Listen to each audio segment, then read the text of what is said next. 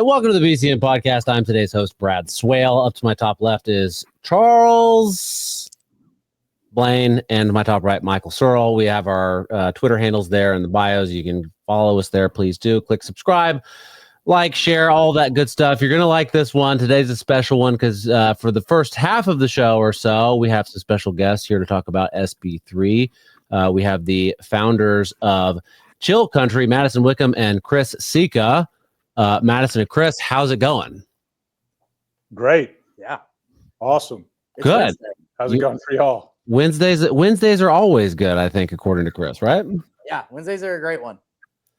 We're doing good. We're excited to talk to you. SB3 is something that we've talked about on the show at least a couple times, I believe. And Madison, you and I have some history in that we grew up together, I think elementary and high school. And you posted on your Instagram. I'm going to play the video here on Instagram because I'm afraid if I played it from YouTube, we might get a strike against us. But you did some testimony against SB3, which is the ban on all THC products. Is that right?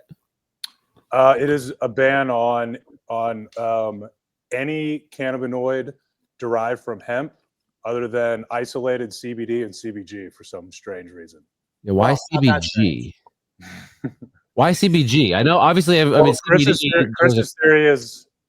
I mean, I believe that there are a couple companies that have a lot of CBG in their formulation, and they may or may not be involved, given that their old CEO was a lawyer. Okay.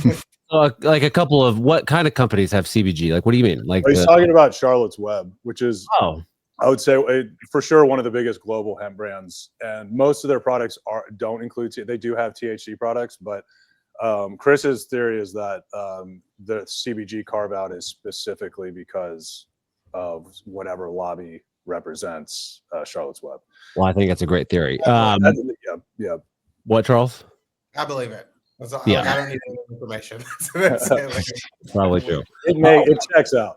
Well, before I play the Instagram video from your testimony, because it is quite good, why don't y'all give us just a little bit of background and history? Like, what the hell is going on? Who are you guys? Yeah, we have kind of a unique perspective on this because of the business we've been building for the last 5 years, and I always struggle with how much context to give. I like context.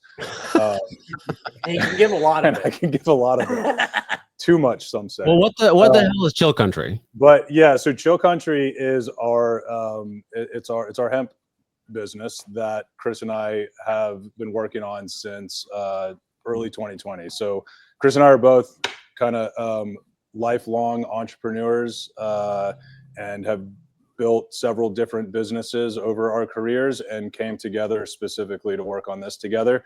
And it really started with this idea for apparel with this brand concept, THC provisions, Texas Hill Country provisions. And the actual packaged cannabis idea at the time was basically, we think we have a brand concept that we can use to make some really cool, unique Texas apparel. And that's actually a space that I have a pretty extensive background in. And so that was kind of like, we're pretty confident we can build this business. And if we can establish a cool, unique Texas brand that has pro-cannabis undertones, then that could lead to lots of interesting opportunities in the actual cannabis space. At the time, we knew nothing about the cannabis industry. We knew nothing about hemp and the differences between hemp and marijuana, and like nothing other than Chris is sober, but I'm a proponent of the plant, and it's led to some pretty magical benefits in my life. Brad, if you remember back in high school, we liked to drink alcohol quite a bit. I mean, I wasn't. Tell us more. I wasn't quite the alcohol drinker in high school, but yes, that happened a lot. Okay, yeah. So I didn't mean to out Yeah, you. right. I doubt that. I'm an open book. No. Anyway, like Austin, just in general, has a very heavy drinking culture. It's like inspired by UT, and so I spent the first leg of my life self-medicating my attention deficit with alcohol and other illicit substances. I then, as I became, an adult, kind of late college, decided I was going to fucking, calm down on, and just dramatically reduced my alcohol intake pretty early on, and then eventually rediscovered cannabis as an adult.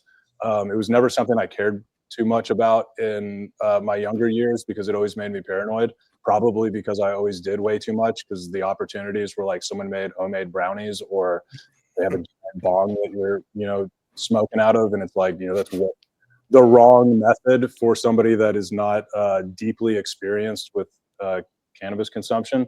And so I never had a good experience until I was an adult. And one of my friends was explaining to me, like, just do a small amount. And I was like, oh, I didn't realize that was an option. My first experience using a reasonable amount of cannabis, I was like, oh, this is the pleasant experience that everybody describes. And so after that, I was just like, well, this is a way better substance than any of these other things that I've been using to relax. And eventually it just became a situation where, like, now it's kind of the only thing that I would use. And I'm not somebody that like uses it all day, every day. Like, I'm totally sober right now. I've had coffee. That's it. But I use it regularly, and I've found nothing else that even compares to the efficacy without any really negative repercussions. So I'm a huge personal believer in the plant. And in 2020, when we started working on this company, it was like, it would be awesome to someday make some, like, really great packaged cannabis products. It happened a lot quicker than we anticipated because of the hemp laws. And as we really wrapped our heads around what was going on because we were sketched out by hemp too, just like like many people, people that are in support of the bill, they either have ulterior motives or they're genuinely concerned about the amount of illegal drugs being sold as hemp. But the point that people are confusing is there are bad actors making illegal synthetic drugs and putting them in packaging that says they're hemp. Yeah. Right? That is a thing that exists, and they're sold in gas stations everywhere. And then there is the stuff we make and hundreds of other companies make and thousands of businesses sell and millions of customers consume, that is completely clean, safe, and has nothing to do with illegal synthetic drugs. Yeah. And they're conflating the two because they want to shut down the legitimate players, so they're not competing with their couple program. Well, before we get into all that stuff, I want to, it's good that you brought up all that context, your history with, alcohol and stuff like that. And, it is kind of funny. No one really realizes that you can just have a little bit, right? It's similar with alcohol. Yeah. Like, a lot of people have that, binge drink. You can just have one, and it's I would have one drink, right? And it's a dosing problem. It's a lack of standardization in the market. There's all these weird products, and there's so many sketchy products, and everybody's gummies are dosed differently. You can buy 100 milligram gummies at the gas station. Ours have 8 milligrams. Like, we're not trying to send people to outer space. I saw one at the distributor I visited the other day. It's called Meet God, and it was a 2,000 milligram gummy. So that shit needs to go. But why to get rid of why would you want people to want to meet God, apparently? Dude, I mean, yeah.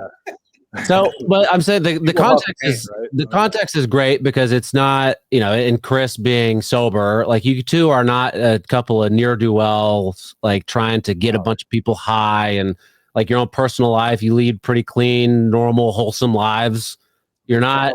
We actually pay taxes too, believe it or not. I won't comment, but that's so it's great that you guys are doing that, because I think that when people listen to this, and people might assume, oh, these guys are going to Capitol and they're protesting against SB3, they're probably just a couple of fucking drug dealing ne'er-do-wells, and it turns out you guys are not. So let me play. I'm just going to play from the Chill Country HQ Instagram, your video, your testimony. Let me get the audio. I believe in personal freedom, and if you believe that Texans, not a handful of greedy businesses, should decide what we are able to put in our own bodies, then you should be against Senate Bill number 3. My name is Madison Wickham. I'm born, raised, and currently live and work here in Austin, Texas. I'm the owner of a Texas-based consumable hemp company called Chill Country. Senate Bill number 3 is being disguised as a moral crusade, but in reality, it's nothing more than a power grab. This bill, pitched as a ban on THC, is not about public safety. It's not even about banning THC. It's about corporate greed. This bill is authored by the company Texas Original, who is attempting to rig the system in their favor. They have a cozy little monopoly under the compassionate use program, and now they're attempting to use the legislature to crush their competition and keep everyday Texans from having access to legal, safe, natural alternatives. That's not regulation. That is regulatory capture. They want to outlaw hemp-derived cannabinoids, not because they're dangerous, but because they cut into their profits. And instead of competing in the free market, they're using the government to pick winners and losers. That's not capitalism. That's not freedom. And that is not what Texas stands for. This is exactly the kind of corporate-backed corruption that both sides of the aisle should be fighting against. If you believe in free markets, if you believe in personal freedom, and if you believe that Texans, not a handful of greedy businesses, should decide what we are able to put in our own bodies, then you should be against Senate Bill number 3. We don't need government gatekeepers choosing who gets to participate in an industry that should be open and competitive. We need policies that work for all Texans, not just a few well-connected companies. This is not about public good. It's about profit, and it is un-American to its core. Let's call it what it is and shut it down. Thanks. Thanks for your Thanks No, for your testimony. thank you for your testimony. Excellent. Good job. Yeah, luckily they record that because they didn't care, but we posted it online and it's getting a lot of action. So people are seeing it. Yeah. What would you are doing an amazing. Sorry, go ahead, Michael. I was just gonna say, what would you say was the split of the testimony? You were there for all 8 hours. Was it Well, it was mostly people in opposition? Mostly people, for sure, mostly people in opposition. They're the only people that were in support of SB3 were people they invited to be witnesses that they ushered in at the beginning. So they stacked at the beginning of the hearing with all people that supported their bill, right? Which, whatever, it's their bill. You know, they obviously want to champion it. But then as soon as they started calling up witnesses who opposed the bill, senators started getting up, leaving, looking at their phones, talking to each other. Like no one was paying attention. And then so it was like, I think there were 170, 180 people that signed up to testify. There were a couple crazies in there, but like other than that, it was, 95% people that were opposed to the bill. Yeah.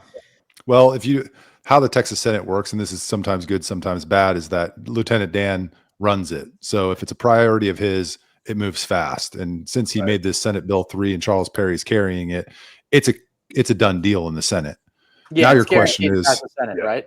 Yeah. Now your question is what happens in the House. The news that I'm going to break is the scuttlebutt. The rumor is Chairman of House State Affairs Ken King is going to be sponsoring Senate Bill 3 in the House, which is a major signal that it has support on the House side.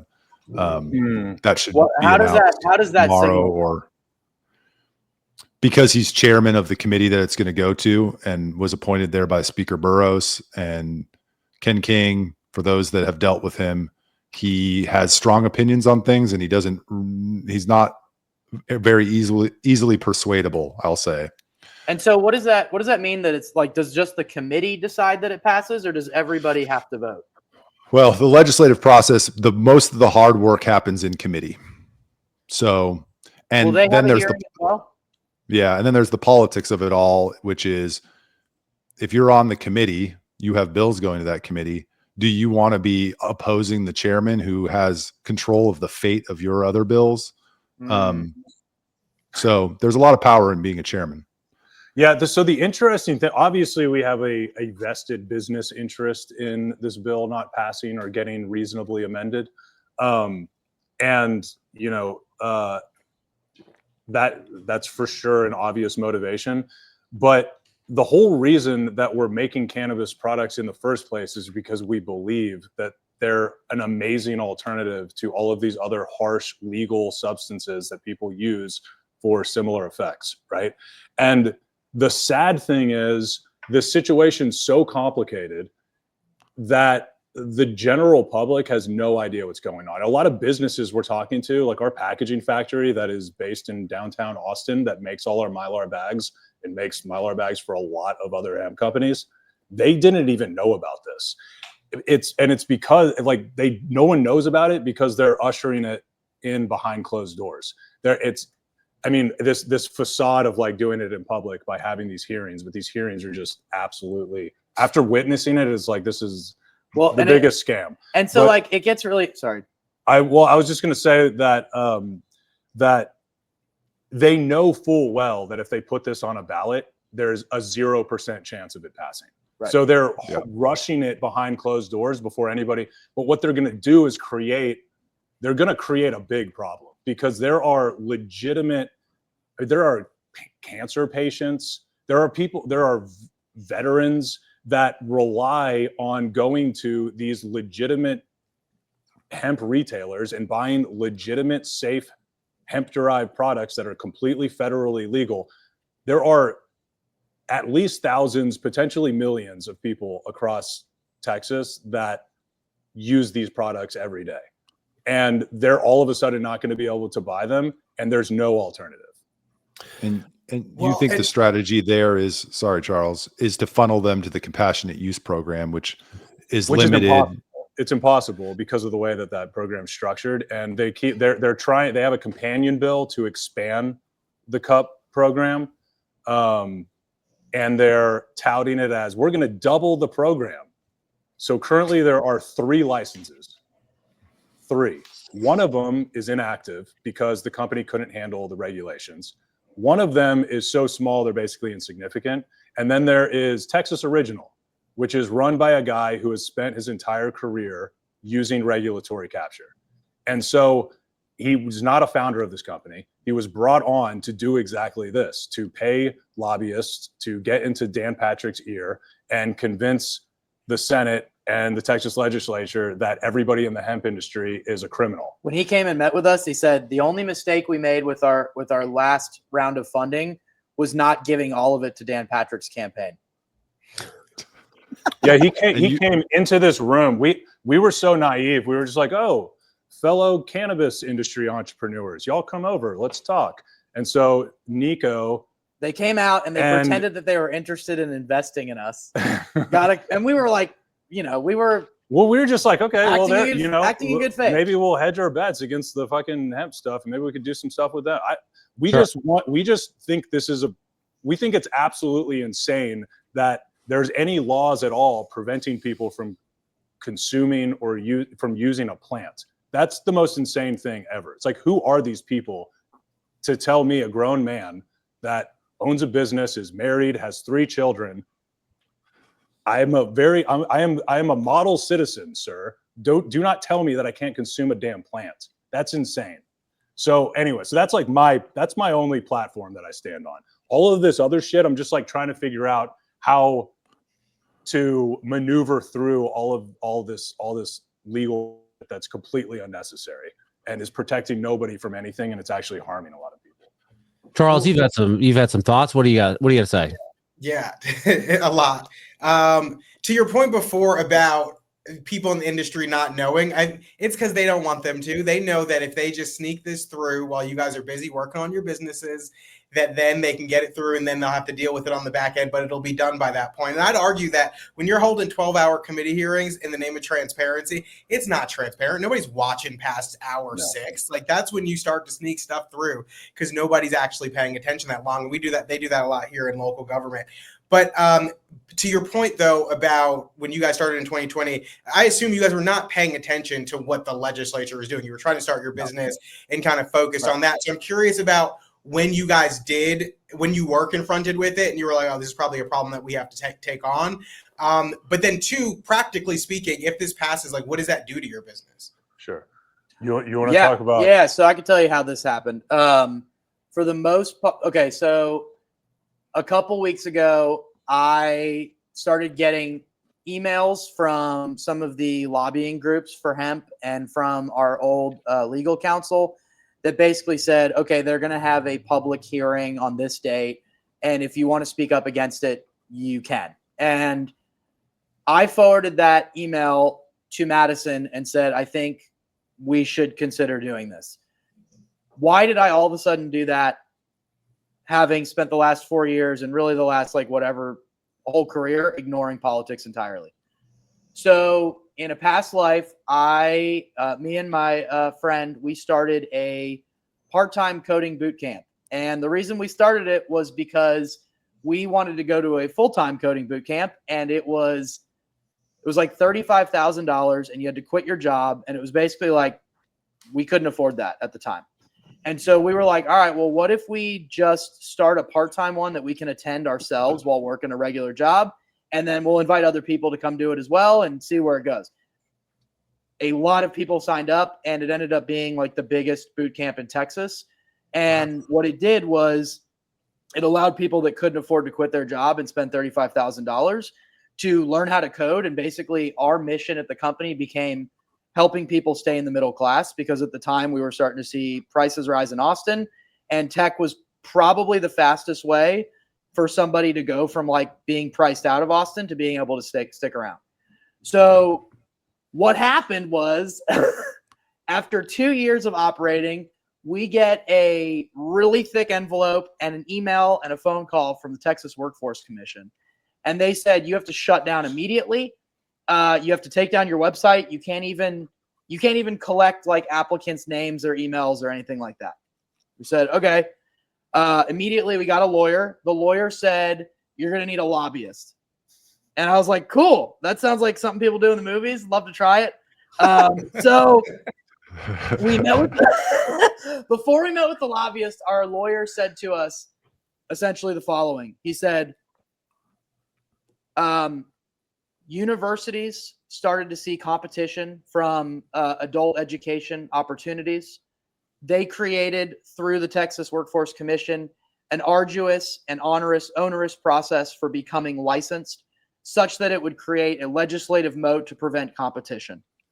And you are now facing that application process. The Texas Workforce Commission initially was not on board with our application, cited a lot of problems. We had spent a lot of money trying to fix this application, as you can imagine. And that's when our lawyer said, you're probably going to need a lobbyist. We hired this guy, had never met him before. He took us to lunch at Roaring Fork or Three Forks or whatever downtown. He actually paid for it, which was cool. And then it was the most expensive lunch I've ever had. He walked us over to the Texas Workforce Commission. We go up an elevator. We walk into this room, and I shit you not, it's like a movie. There's 3 guys. They all have mustaches. They're all wearing white button-down shirts. He walks into the room with us. He shakes each of their hands, knows them all by first name, asks them how their kids are, knows their kids' names. And oddly enough, we didn't talk about our fucking business at all. But the next day, our application had a lot of green stamps on it. That's what fucking happened. Okay. So when I got those emails from all these people about this testifying thing, I basically said, like, you know what, Madison, like, we have to sit in a position of neutrality about the outcome, or else this will literally drive us crazy and kill us just as people, much less as business owners. But we should probably do at least what we can to try to, like, affect some change. Yeah. And so we wrote the speech. Madison practiced it probably dozens of times the night before. I read it a lot. Yeah, we wrote all of that before I sat there for 8 hours and had every word of it confirmed. So that was like, so that was, Chris had this like firsthand experience with like how this legislative process works. My first experience firsthand was last Monday when I sat there and like what I suspected. I've always suspected this is how it works. It's just like kind of obvious, especially as like somebody building businesses. It's like you kind of just see how things work and how different people, like who's motivated to do what and why and all that shit. And so this all just made sense to me that this is how the process worked. Sat there for 8 hours and it was just like, well, that just confirms everything that we suspected, and now it's going to make it even easier to deliver this message. And we kind of took the approach, like, people were making lots of good points, right? There were veterans talking about like, who the fuck are you to take away medicine, natural medicine from me after I've gone and fought for your freedom to take it away from me? It's like, that's the fucking pretty gymnastics compelling. are, yeah. And so, but we were kind of like just the core of the issue is that this whole thing is just fucking corrupt. And it's all these people that are completely disingenuous, that have disingenuous motivations. Like it's all ulterior motivations. And what I still haven't been able to decipher is like the Senator Perry who's sponsoring the bill is he nefarious, or does he really believe what he said? Like, he can't even speak coherently. Like he can't even speak on the topic of hemp or cannabis. Like, he doesn't understand it at all. So it's kind of like, I'm just like, are you an idiot or are you evil? Like, it's one of those two. You're either wildly uninformed and have no idea what it is you're passing, or you are doing the bidding of Texas Original and the fucking liquor lobbies. And you guys might have some insights. Like, are they just like empty vessels that just regurgitate shit that like lobbyists whisper in their ears, or are they in on the fucking scam? And before you answer that, like, one of the things that I'm a link clicker. I like to click on the links at the bottom of pages, which is a problem for people that don't want to be named. So I started fucking around on Legiscan or whatever that shit is that you sent me. So one of the big supporters of the bill is this group, Wholesale Beer Distributors of Texas. And the reason that was a really interesting link for me to find was because 2 weeks ago, I got an email from this. It's basically a sales data group that tells you sales data for the liquor industry. And what they said in that email was that their sales were massively impacted by dry January decisions. So think about that for a second. By consumers choosing moderation. These people are in a business where they are being told that their top line and therefore bottom line is being interrupted by people making healthy choices, which, let's just start there, as like, I don't know how you're sleeping great. This is one of the biggest groups supporting SB3. And so then I saw that. And then the next thing I saw was like, okay, they mentioned a specific, I don't know if this is too in the weeds for this platform, guys, but they specifically mentioned that they got their, like, at the bottom of their one pager from the Wholesale Distributors of Beer, they have this fucking poll. And I'm like, okay, I did some science shit in college. I understand that this is probably bullshit. So then I found the company that did the poll, because they have to list that. Yeah. And then I found the guy that owns the company that did the poll. And it says his name, one of the founders is a guy named Matt Gamble. He's the chief operating officer at Baselice and Associates. And it says, Matt is also skilled at going beyond basic top-line numbers to instead analyze data for strategic purposes, including discovering key differences within demographic subgroups and identifying the most persuasive messages. AKA, I'm really good at using fucking numbers to lie or to send a certain message. So, like, to say whatever it is you would like us to. What do you want? What do you want the results? So now I understand how this works. And what Madison's question is are these guys truly as like pay to play, bought and paid for as it seems, or are they like actually just misinformed idiots who like can't make it to the national stage yet? Well, for me, so I have a perspective, and then Michael is probably going to share his, and then I also still want to get to the other question of how this would impact your business. But I think you got a mixed bag. I think some of them come in there as subject matter experts on some things and want to lead. But I think you have a lot of folks who are not subject matter experts on anything. They might have been an activist or something. They just like good government and like low property taxes. And they go there and they're a great vessel for then a lobby group or an activist group to be like, here, this is our issue. Please take this and run with it. So they're a vessel, which means they don't actually have an opinion. They're just carrying someone else's opinion. Yeah. Well, that then becomes their opinion. Yes. Okay. I think in a lot of instances you do have that. But then I also think you have people who do genuinely believe that this is like a fight they need to take on, and if they allow this, it's gonna, kids are gonna be smoking weed and dying and like whatever else they want to come up with. I mean, there are a lot of people who genuinely still believe, like hardcore hold that belief.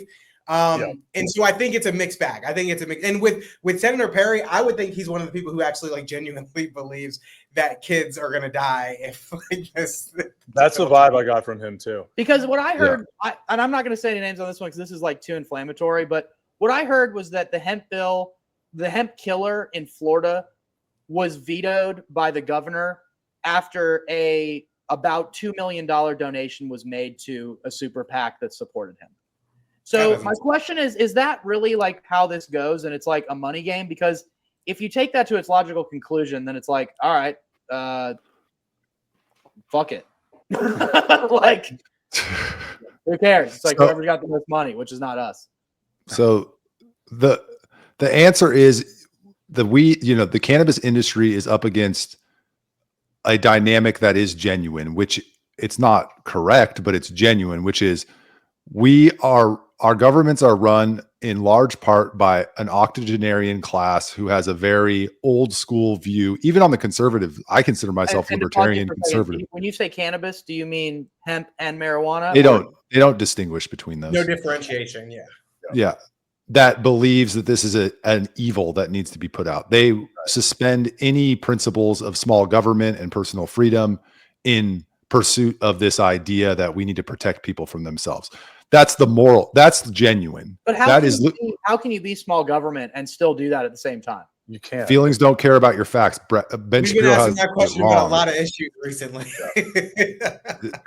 Ben Shapiro has it wrong. Feelings don't care about facts. Real quick, y'all know this one. Then God said, I give you every seed-bearing plant on the face of this whole earth and every tree that has fruit with seed in it. That's Genesis 1:29. You should have read that during your testimony. That might have gone wait till the next hearing, dude. Wait, I know so much more now.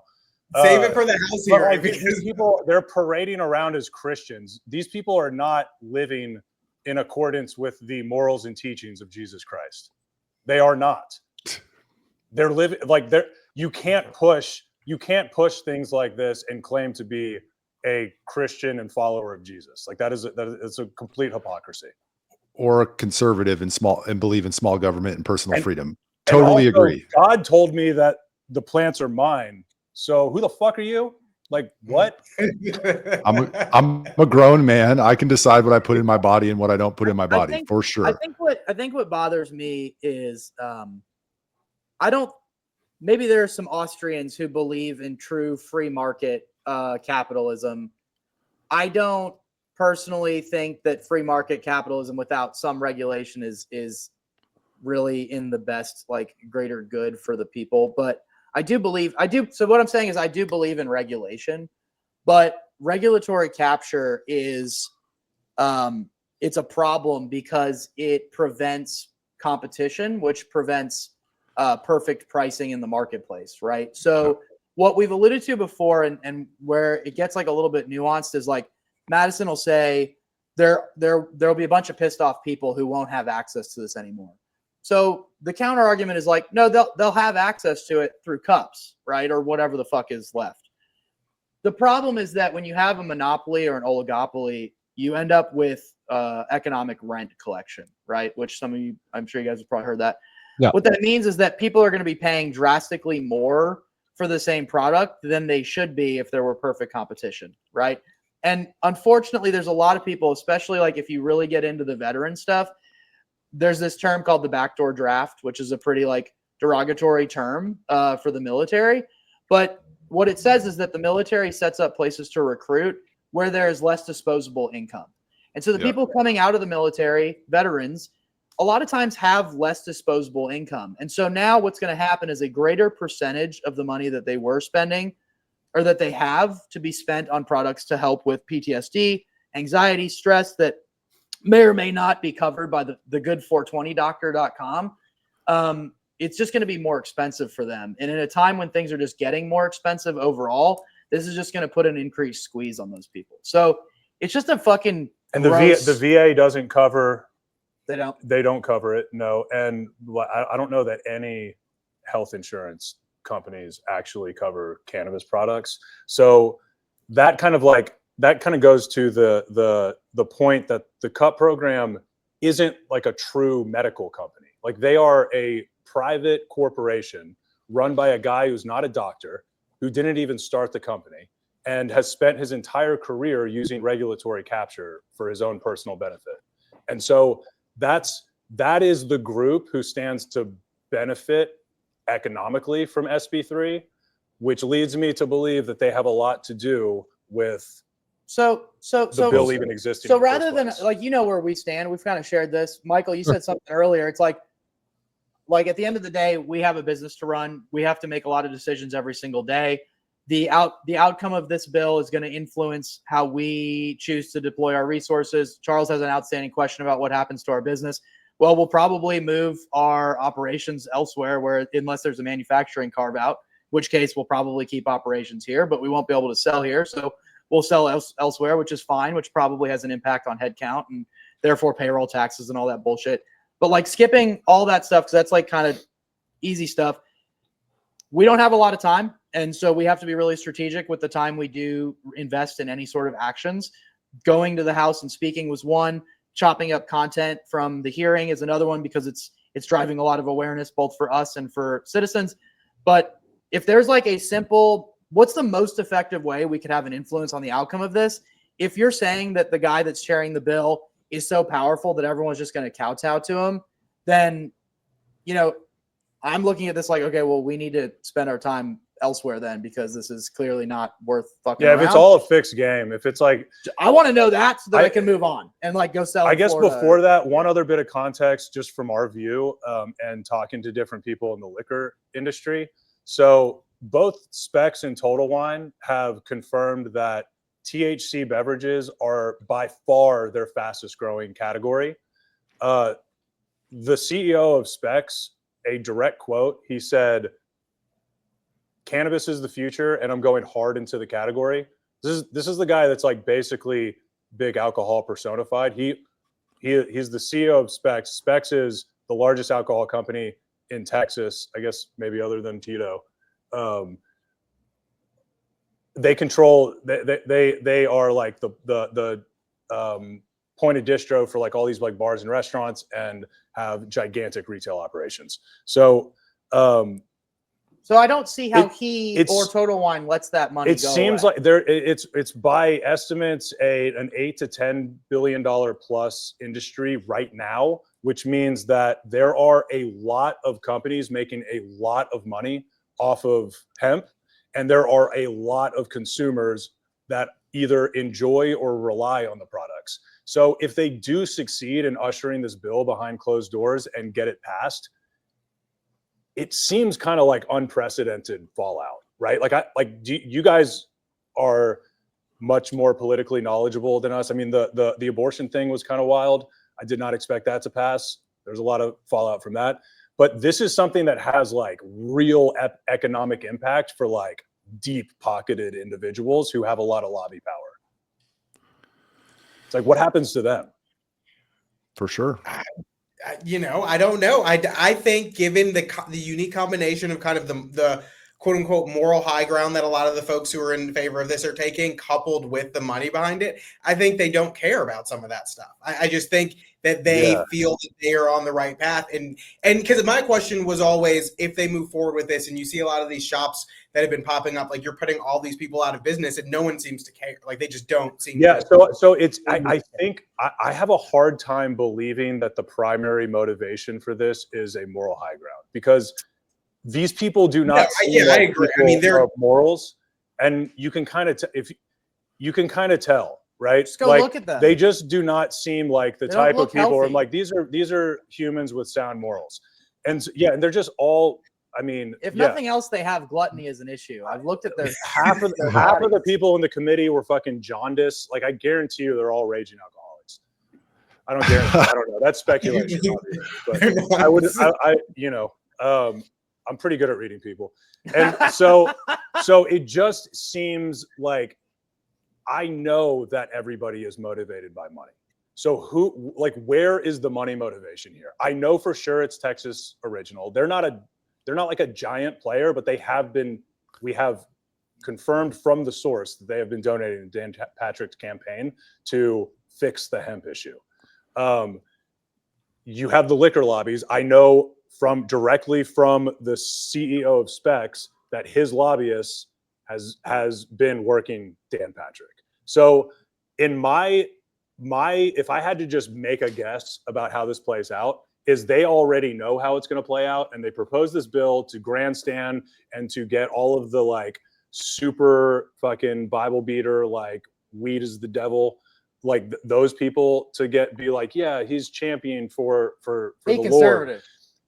But then they've already done the deals with the liquor lobbyists to be like, all right, well, we're going to carve it out, and then you guys are going to get control of it. We're going to put these regulations in place so you can control it through the tiered system that you control liquor. I would be very surprised if that's not how it plays out, honestly. Well, there can be multiple motivations, right? Sure. I'm not discounting whether or not there's money involved. Of course there is. Our whole government system is structured in such a way that the people with money and power get to influence public policy. That's just how it works at the national and state level. Texas Original's lobbyist is Dan Patrick's former chief of staff and campaign manager. Exactly. And Nico told me when he came here and met with us, he said, Texas is the most pay-to-play state I've ever participated in. This is a man who has spent his entire career wielding the power of regulatory capture. Yeah, and politics is. I mean, we can. What's Texas Original's lobbyist's name? Logan Spence. Logan Spence. Okay.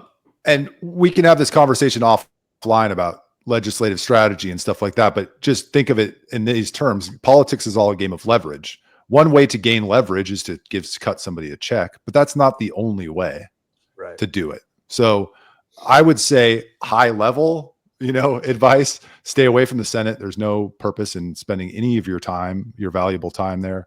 Focus on the House, come up with a real strategy that can slow it down. I mean, I think having a solution is really important because we have the moral issue, which is I'm a grown man. I can put whatever I want in my body. That's the moral question. But there's also a second question of government's role, which is there are people doing bad things. What is the solution for that? And so I think you can't just be against. Yeah, you can't just be against a bill. You need a solution.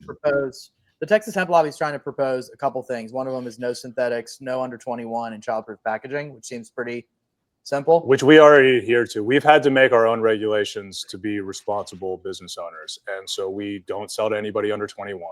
We have childproof packaging, and we only use natural cannabinoids that are extracted from the hemp plant. So that's if they just simply ban synthetics and added some fucking very obvious safeguards to keep the stuff out of the out of the hands of children, then all of a sudden, all the bad actors would go away because they're not making the same product that we're making. And they wouldn't be able to sell it at the prices they sell it at. The products that they are making are not hemp products. They're illegal products that are getting packaged in hemp packaging because of the lack of regulations. And they know that nobody can test it. No one has the budget to test all of these gas station products. And if they think this stuff's bad, you should see the other stuff that's in the gas stations now. There's like 4-MeO-5 DMT, like there's fucking kratom. crazy. I mean, just kratom. Kratom is. Have you seen Live Free? Have you seen those little bottles of Live Free at the gas station? DMT. Have you heard about what's happening with these Live Free bottles? People are starting with 1 or 2.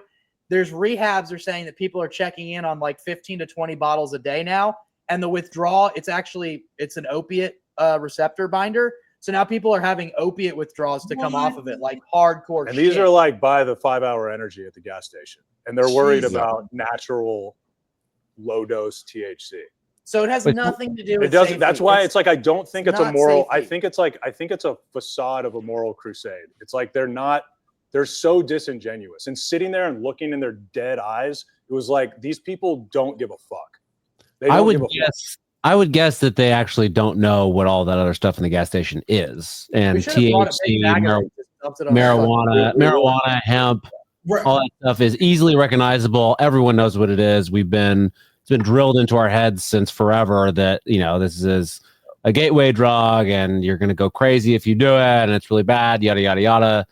But what all the stuff you can buy at gas stations. So the strategy that we have concluded is where we can be the most effective is in chopping up content, because that's I've spent my entire career doing that, and I intimately understand content and the social media platforms. So I've just, any chance I get, I have the entire 10-hour live stream in my video editor, and I'm diving in and just finding clips that I'm not having to do any kind of like like sneaky editing. It's just, I'm just showing people what the supporters of this bill are saying. And it's outrageous. And luckily other people are also outraged by it. And these videos are getting, you know, one of them's almost at 200,000 views on TikTok. So we're getting like tens of thousands to hundreds of thousands of views on content that we're clipping up from this hearing. And we're going to keep doing that. Well, and I know you guys have to have an extensive customer list. Charles, pause. Madison, if you want to take this episode and clip it, get 200, 300,000 views, whatever you want to do, totally fine. Send me the files. I'm sure you guys have an extensive list of your customers' names and email addresses and phone numbers. So I'm hoping you're using that to get your message out too. And you can also look or pay someone to look at the zip codes in which these people who you serve live in and who their representatives and senators are, and they can be reaching out to them as well. Because we actually made a landing page at thcprovisions.com/SB3, and it's kind of our manifesto explanation of what we believe is happening. And there's a form on that page that allows you to enter your like street address and zip code to get email addresses for your legislatures. And then we have a template, an email template that you can copy and paste or write your own or whatever. THCprovisions.com/what? SB3? SB3. And when you guys go and testify in the House, I wouldn't hesitate to bring some of those other things from the gas station, or at least mention it. Because we're gonna have a fun time. Dude, I know what to do now. Yeah, I had no idea what I was doing. Don't overestimate how much these people know, because I feel like a lot of them don't know very much. No, we're gonna have a good fucking time. Yeah, and we will have like Chris and I will both be there. So we'll like we only got 2 minutes, right? So you can only say so much. Well, we have 4 minutes. But then we have 4 minutes. We'll get David to come and fucking talk about. We got 6 minutes. I was thinking that. So David, we have this this strapping young Swiss genius who moved here, who moved to America. He's single. Yeah, he's a catch. And he is our head of operations, and he has been the guy on our team that has spearheaded the like operational build out of our kitchen, and he's done a fucking phenomenal job. And he is like, every I is dotted, every T is crossed, like and so we thought it would be good to have him come and speak to the regulations that he thinks we should have in place, being somebody who is like trying to run a super clean, we're making up our own regulations for like how to handle all this stuff, right? So we could kind of like, I think we could break up our points into several different people and make a bigger impact at the next one. It's kind of the. Do you know back in 2019 when they expanded compassionate use, the allowable conditions that qualified under compassionate use? Do you know what the reason that passed was? Well, I think everybody is like. Well, the name has good marketing. Right? I don't know how to reconcile them bringing up people that are saying THC is poison, THC is going to kill you, and then just say like we should expand the medical program. That to me just is another example highlighting how disingenuous these people are. But the compassionate use program is not what they describe it as. It is one company. It's two companies, but one of them's insignificant. But let's just say it's two companies. So the way that it works is you go to texasoriginal.com, you look for their approved doctors. One of them is texas420doctor.com. Another one is a guy who owns a pain management clinic, which everybody knows is just a cover for selling opioids.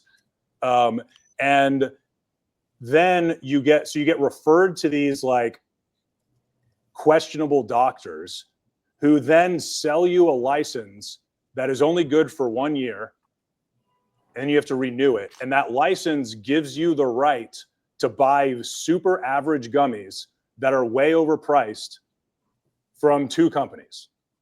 That's the access to cannabis. That you have to drive to a licensed vendor to purchase, which for a lot of people is impossible because a lot of people require getting it in the mail. That's like how a lot of these people get this. And you can't do that with that program. So to say we're going to double the compassionate use program. So you're going to go from 2 to 4, or or they have 3 licenses. There's 3 licenses approved, so they want to make 6 licenses. And one of the questions in the hearing was, so how long will it take a new operator to get up and running and start making product available? They said our estimates is about 18 months. 18 months. So it's just, I don't know how much of it is ignorance and negligence versus like actual nefarious motives. I know for sure the CEO of Texas Original has nefarious motives, because if he didn't, and if he genuinely believed that the people of Texas should have access to clean, safe cannabis, then he would be our biggest supporter, because that's what we make, and we make it federally legal under the federal hemp laws, right? So if you are an altruistic person and not a greedy businessman just trying to make money and enrich your own shareholders, then you would be in support of anybody who is trying to get good quality cannabis products to the people. Yeah. The point I was raising was more of the leverage. How do you get things done? Jay Novacek, 3-time Super Bowl champion tight end for the Dallas Cowboys, came down to the legislature with his autistic son, I believe, and advocated for expansion of the compassionate use program to cover autism. That's how it got done. You need pastors. I like him. You need pastors. You need celebrities. Like you need. Yeah, that's really interesting. You need Matthew McConaughey. Famous musicians. You need someone that they can feel bad about. So if you want to tag along Charles or something like that, you go. Willie Nelson's a big fan of THC. Hasn't he been he also outspoken? has a hemp company called Willie's Reserve. Yeah. Is he? Have they been quiet on this? Have you guys seen anything from them on this? I don't think anyone knows what's happening. I seriously don't think anyone, because like his, I mean, he has a hemp company. He licensed his name to a group that runs a hemp company. That company knows. Really, they know, but it's like, dude, I think very few people actually understand what's happening. We keep talking to people that are in the industry that are clueless. I went to meet with our packager, the people who make our packaging, and it's made here in Austin. Bam. And they had no idea, and it would be like a significant multi-figure hit to their P&L, and they were like, "Oh shit!" Yeah. And so then their marketing guy started forwarding our link to all his employees, like, "Y'all should fill this out." It's like, what? No one knows. What? You're gonna lose $1 million a year? You don't know about this? We feel like Chicken Little, like, you know, telling everyone that the sky's falling. They're like, "Shut the fuck up." So it's like I don't think, and I think that's what's gonna happen. I'm actually I honestly, like Chris said, we really try not to attach ourselves to outcomes. It will suck. I'm going to be like angry for a moment, and then we're just going to move on and keep making decisions based on the conditions that we're faced with, like we always do. But I think it's going to be very interesting to see what the fallout is from this, because it's not even, regardless of your stance on the abortion thing, like that pissed off a lot of people. But it didn't go after the pocketbooks of really wealthy Texans that have really powerful lobby groups, right? Like that's a different thing. Yeah. I don't understand. I don't know. Like, how does Steve Jabor not? Like that guy doesn't lose. He doesn't lose. Right? It's like people like that don't lose because they have too much money to lose. Total Wine and More doesn't lose. Which makes me believe that there's going to be some sort of amendment that carves it out. They're like, don't worry, guys, the liquor lobby will protect you from this dangerous plan. Hang on, here's where it gets really weird. Our landlord is a celebrated oil and gas attorney with a lot of connections in Texas. And we got this somewhat cryptic email from him yesterday, which was, "Today, I have news from a reliable source that while Senate Bill 3 may pass in the Senate, it's unlikely to pass in the House. The result being that regulations will increase, but the use of, I think he meant CBD and THC, but he said CBD and consumable food and beverage products will remain legal." So I get that fucking email one day, and then I get another thing from another person that's like Michael saying, like, "Oh, the fucking committee chair is this guy, and he's gonna fucking do whatever Dan says." So I don't know what to. I don't know what to.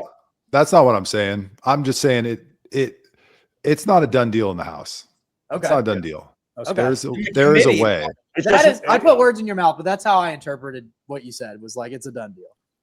I did not expect it to get a chairman, the chairman to sponsor it. So that was a little shocking, but it's not a done deal. Well, But we should probably talk offline about how to deal with that. Well, Madison and Chris, it's thcprovisions.com, thcprovisions.com/SB3 for that landing page. That includes, I think Madison wrote a nice little blog post there explaining the situation. Scathing review of the hearing. Yes. We also, chillcountry.com is where we sell the cannabis edibles that we make. There you go. Chillcountry.com. thcprovisions.com is primarily for our apparel that we There you make. go. So. Well, thanks, guys. We appreciate you coming on. Keep fighting the good fights. We'll be rooting for you, and of course, we encourage people to check out your product responsibly. Correct? Please chill responsibly is what we like to say. Start with half. If you're inexperienced with cannabis, start with half, maybe even a quarter. That might be all you need. There you go. All right. Well, thanks, guys. We appreciate it. Thank you. Thanks y'all. for having us, y'all. Thanks, guys. Good to meet you guys. Nice meeting you guys.